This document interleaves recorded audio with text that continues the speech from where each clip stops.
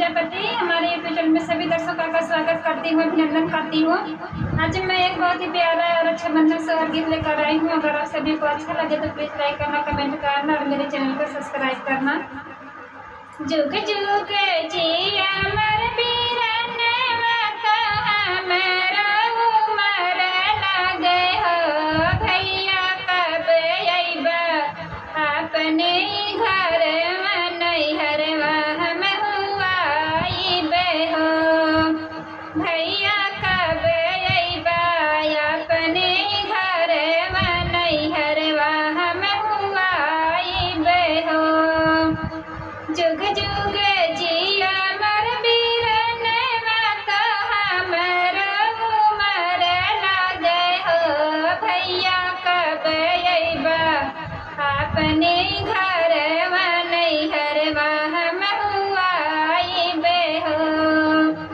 भैया कब अइबा अपने घर नैहरवा हम हुआइबे हो।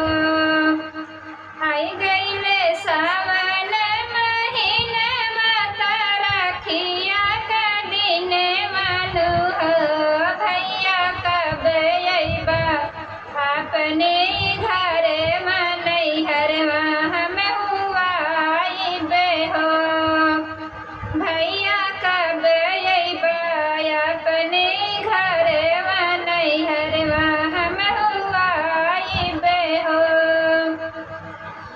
आई गइले सावन महीनवा राखिया का दिन मानू हो, भैया कब अइबा अपने घर नैहरवा हम हुआइबे हो।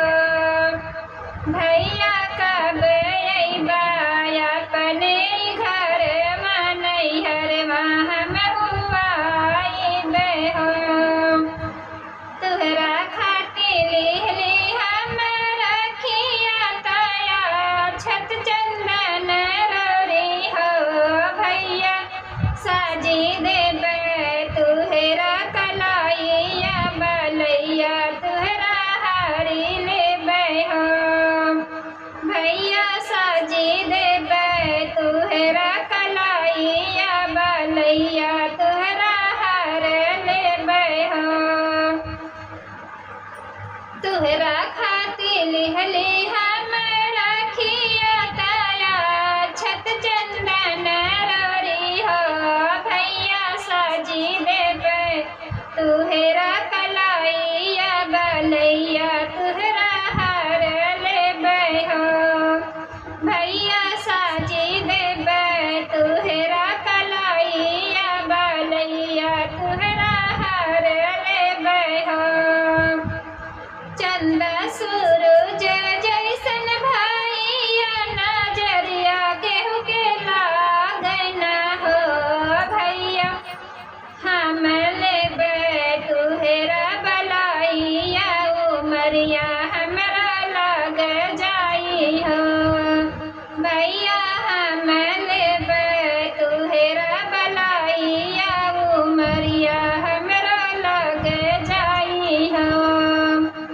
चंदा सूरज जैसन भैया नजरिया केहू के लागना हो, भैया हम लेबे तुहरा बलैया उमरिया हमरा लग जाई हो। भैया हम लेबे तुहरा बलैया उमरिया हमरा लग जाई हो।